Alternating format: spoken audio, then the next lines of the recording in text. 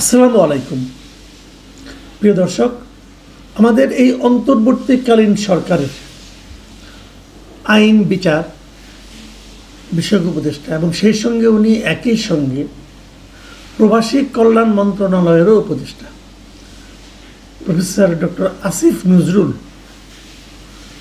ওনার একটা স্ট্যাটাস দিয়ে বিশেষ করে আমাদের যারা সাংবাদিক আছেন সাংবাদিকদের মধ্যে বেশ আলোচনা হচ্ছে এবং সেই আলোচনার ঢেউ একটু হলেও আমাকেও ধাক্কা দিয়েছে। তো এই বিষয়টা আমি আসলে ওনার স্ট্যাটাসটা প্রথমে দেখিনি। আজ সকালে আরেকজন সাংবাদিক এবং যার লেখার আমি বিশেষ ভক্ত মিস্টার হাসান শান্তনু, উনি ওনার ফেসবুক পেজে স্ট্যাটাসে লিখেছেন যে আমি ওখান থেকে প্রথম দুটো লাইন আপনাদের পড়ে শোনাই। উনি লিখেছেন, অন্তর্বর্তী সরকারের উপদেষ্টা হতে আইন উপদেষ্টা আসিফ নজরুলের কাছে তদবির করেছেন অন্তত 5 থেকে 6 জন সাংবাদিক। এই তালিকায় আছেন টিভি চ্যানেলের টকশো অনুষ্ঠানের অতিথিও। তারপর হাসান শান্তনু সাহেব প্রশ্ন করেছেন যে তারা কারা, এবং ওনার দ্বিতীয় প্রশ্ন, আসিফ নজরুল কি সত্য কথা বলেছেন, এবং ওনার তৃতীয় প্রশ্ন, নাকি তিনি এই বক্তব্যের মাধ্যমে ডেইলি স্টারের সম্পাদক মাহফুজ আনামের লেখা এক কলামের কথিত জবাব দিয়েছেন। হাসান শান্তনুর এই লেখাটা আমি আজকে সকালে ফেসবুকে দেখেছি এবং তার কিছুক্ষণের মধ্যে বাকি দিনে কমপক্ষে 3 জন লোক যারা আমার কাছে গুরুত্বপূর্ণ, এদের মধ্যে আমার আপন ভাই একজন আছেন, তারা আমাকে আরও কয়েকটা সোশ্যাল মিডিয়ার লেখা অথবা ভিডিও পাঠিয়ে বলেছেন সেখানেও এই একই কথা বলা হয়েছে যে উনি নাকি এই ধরনের একটা স্ট্যাটাস দিয়েছেন। এবং আমার ভাই আমাকে প্রশ্ন করলেন যে তুমিও কি এর মধ্যে আছো? তো আমি বললাম যে আমি থাকলে তো তুই জানতি, নাকি না হতে পারে যে তোমার হয়নি বলে তুমি আমাকে জানাওনি, কারণ তোমার সঙ্গে তো আসিফ নজরুল সাহেবের একটা সম্পর্ক আছে, তুমি তার সঙ্গে ইচ্ছা করলে যোগাযোগ করতে পারো।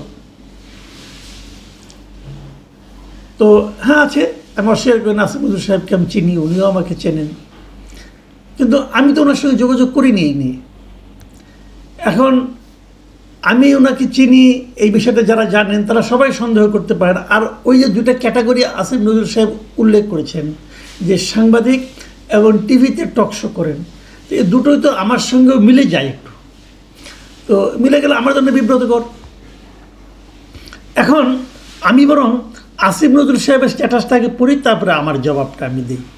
আসিফ নজরুল সাহেব এই স্ট্যাটাসটা দিয়েছেন গত শুক্রবার, মানে 4 জুলাই, এবং ওই দিন গভীর রাতে উনি স্ট্যাটাসটা দিয়েছেন এবং উনি লিখেছেন, গত বছর উপদেষ্টার দায়িত্ব নেওয়ার পর, মানে এটা কিন্তু রিসেন্ট না, যখন উনি দায়িত্ব নিয়েছেন তখনই, দায়িত্ব নেওয়ার পর অনেকে আমার সাথে যোগাযোগ করেন, 5-6 জন যোগাযোগ করেন উপদেষ্টা হওয়ার জন্য।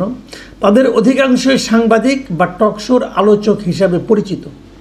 আমি তাদের বিনয়ের সাথে বলি, ইউনূস স্যার খুব প্রয়োজন না হলে নতুন কাউকে নিতে চান না, এবং সেটাও কেবল ছাত্র উপদেষ্টারা রাজি হলে সম্ভব। এখানে আমরা দুটো তথ্য পেলাম। 1 নম্বর তথ্য হলো যে ওনার কাছে 5-6 জন সাংবাদিক, সিনিয়র সাংবাদিক, যেহেতু উপদেষ্টা হতে যাচ্ছেন নিশ্চয়ই সিনিয়র হবেন, এবং যারা টকশো করেন এমন 5-6 জন ওনার সঙ্গে যোগাযোগ করেছেন উপদেষ্টা হতে চেয়ে তদবির করার জন্য। আর দ্বিতীয় একটা তথ্য পেলাম যে ছাত্র উপদেষ্টাদেরকে রাজি না করিয়ে কোনো উপদেষ্টা নিয়োগ করা সম্ভব হয়নি। সেই সময় পর্যন্ত ছাত্র উপদেষ্টা কারা ছিলেন? মাহফুজ আলম ছিলেন, নাহিদ ইসলাম ছিলেন, এবং আসিফ মাহমুদ সজীব ভুঁইয়া ছিলেন। তাহলে বোঝা গেল যারা উপদেষ্টা হয়েছেন তারা এই 3 জনের অনুমোদন ক্রমে হয়েছেন।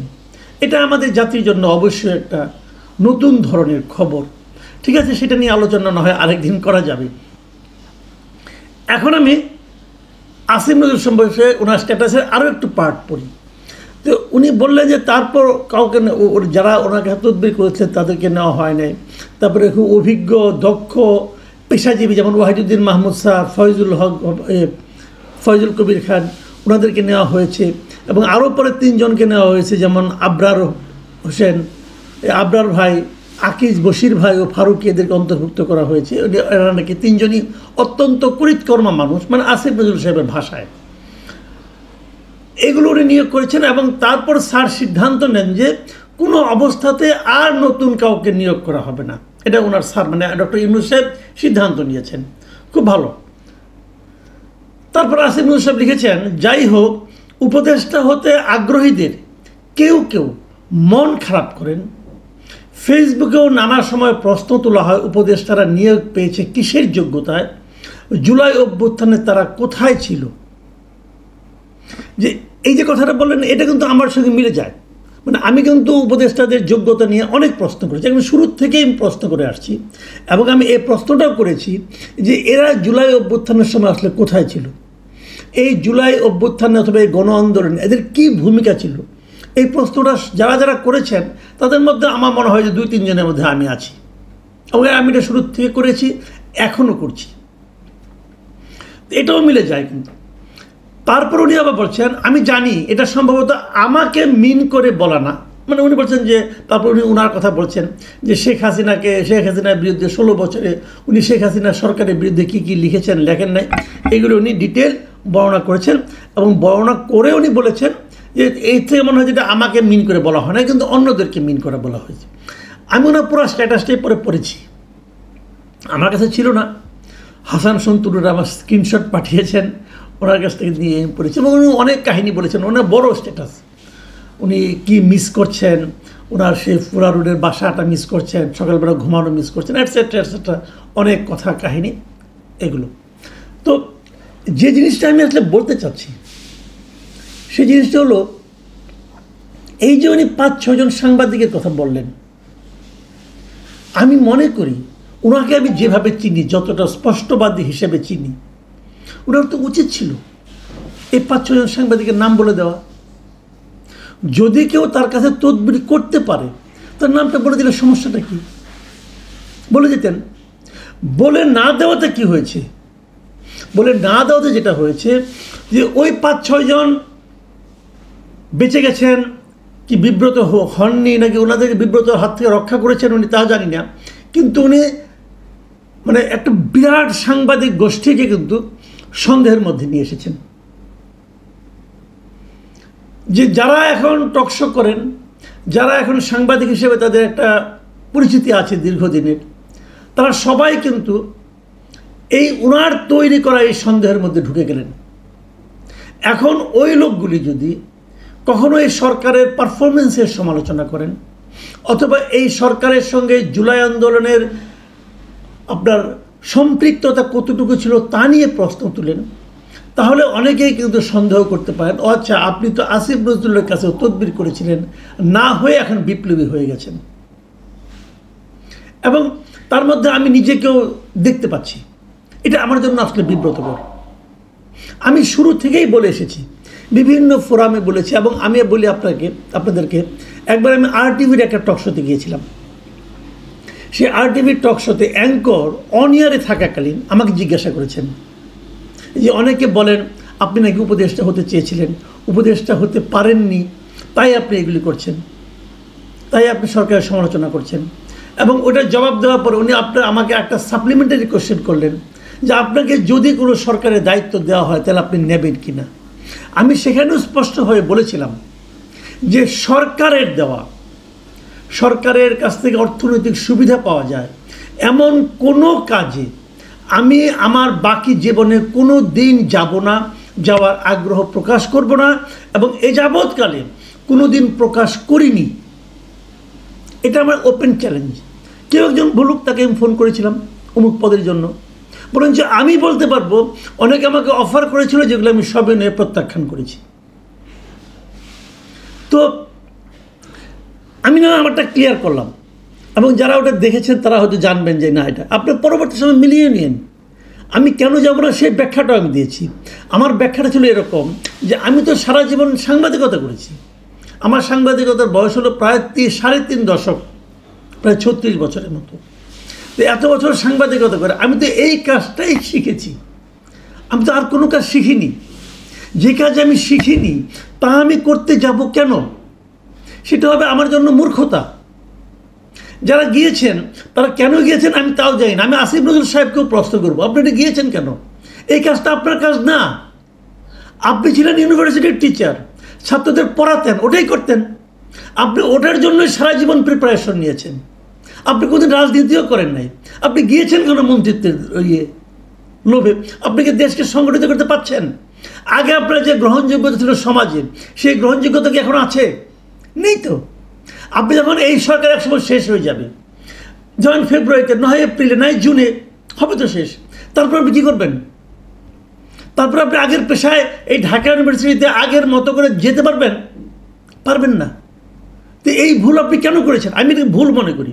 উনি লোভে পড়ে গিয়েছেন তা কিন্তু আমি মনে করি না। হয়তো লোভ নাই, হয়তো উনি একটা ভালো মন নিয়ে গিয়েছেন, কিন্তু এই কাজটা আপনি শিখেন নাই। সবচেয়ে বড় কথা হলো এটা, যে কাজ আপনি শিখেন নাই সেই কাজ আপনি করতে ভালো পারবেন না, এটাই স্বাভাবিক। এবং ডক্টর ইউনূসও ভালো পারছেন না। কিন্তু ডক্টর ইউনূস ব্যবসায়ী হিসেবে হয়তো ভালো হতে পারেন, পিআর পার্সন হিসেবে হয়তো ভালো হতে পারেন, রাষ্ট্রনায়ক হিসাবে এ পর্যন্ত গত 10 মাসে ওনার একটা স্টেপের কথা কেউ বলতে পারবে না যে স্টেপটাকে বলা যায় যে অসাধারণ একটা রাষ্ট্রনায়কোচিত সিদ্ধান্ত উনি নিতে পেরেছেন। পারেননি। উনি দেশের মানুষকে ঐক্যবদ্ধ করতে পারেননি। এবং সে ঐক্যবদ্ধ করতে না পারার যে বদনাম, সেই বদনামের ভাগে কিন্তু ডক্টর আসিফ নজরুলও হবেন, সবাই হবেন।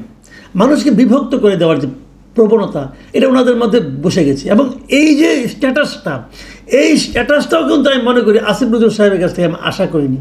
আমি ওনাকে ব্যক্তিগতভাবে চিনি এবং ওনাকে আমার খুবই মেধাবী এবং খুবই সেন্সিবল একজন মানুষ মনে হয়। এরকম একটা মানুষ কি করে 5-6 জন সাংবাদিকের কথা বললেন? এবং 5-6 জন সাংবাদিক কারা? আপনি যখন নাম না বলবেন তখন আমি বলবো আপনার কাছে আসলে কেউ ফোন করে নাই। আপনার কাছে কেউ ফোন করে নাই, আপনি নিজে বাহাদুরি দেখানোর জন্য এই কথাটা বলেছেন। যদি আপনার সেই সাহস থাকে, মেরুদণ্ড থাকে, স্পষ্টবাদী কথা বলার মতো সেই যে চরিত্রটা, যে চেহারাটা আপনারা আমরা দেখেছি, চিনি, যদি সেটাকে আপনি ধারণ করতে পারেন, নাম বলে দেন 5 জনের, নাম বলে দেন। বলতে পারবেন না আপনি, কারণ তাদের কাছ থেকে আপনি আবার পরবর্তী সময় হেল্প চান, এই জন্য বলতে পারবেন না। তো যেখানে হেল্প চান সেখানে বিপ্লব করতে যান কেন? আমি আসিফ নজরুলের এই স্ট্যাটাসে খুবই মর্মাহত হয়েছি এবং আমি মনে করি এটা একটা দায়িত্ব জ্ঞানহীন আচরণ উনি করেছেন। আমি ওনাকে রিকোয়েস্ট করব, যদি আপনার সৎ সাহস থাকে আপনি 5-6 জন সাংবাদিকের নাম বলে দেন। তাদেরকে আমাদেরও চেনা দরকার যে করেছো বাবা সাংবাদিকতা, হতে চাও মন্ত্রী। কেন গো? কেন? তুমি যেটা শেখো নাই, ওই ব্যাপারে তোমার কোনো ধরনের অভিজ্ঞতা নাই, ধান্দাবাজি করার জন্য করতে চাও তুমি, নামগুলি বলে দেন। ওই লোকগুলিকে আমরা চিনি নেই, কোনো সমস্যা নাই। কিন্তু এরকম আজগবি হাওয়ার উপর যে প্রশ্নটা হাসান শান্তনু করেছেন যে আসিফ নজরুল কি সত্য বলেছেন, যতক্ষণ পর্যন্ত উনি নামগুলি না বলবেন ততক্ষণ পর্যন্ত আমি এই প্রশ্নের উত্তরে ভাববো উনি আসলে সত্য বলেন নাই, উনি আসলে সেন্সেশন ক্রিয়েট করতে চেয়েছেন। এবং যে কারণে ওনার সঙ্গে প্রথম আলো অথবা ডেইলি স্টারে একটা বিরোধ তৈরি হয়েছে, সেই বিরোধের হয়তো ওর জন্য যে কথাটা নাকি ওই মাহফুজ আলমের একটা কলামে উনি লিখেছিলেন যে কেন ওনাকে 2টা মন্ত্রণালয় দেওয়া হলো, তারই একটা জবাব উনি দেওয়ার চেষ্টা করেছেন এভাবে। এবং এটা হচ্ছে খুব আনাড়ি একটা প্রচেষ্টা। প্রিয় দর্শক, হয়তো বিষয়গুলো একটু ব্যক্তিগত হয়ে গেল, তারপর আমি মনে করি এটা বলা দরকার ছিল। আপনি ভালো থাকবেন। এখন এই পর্যন্তই। আল্লাহ হাফিজ।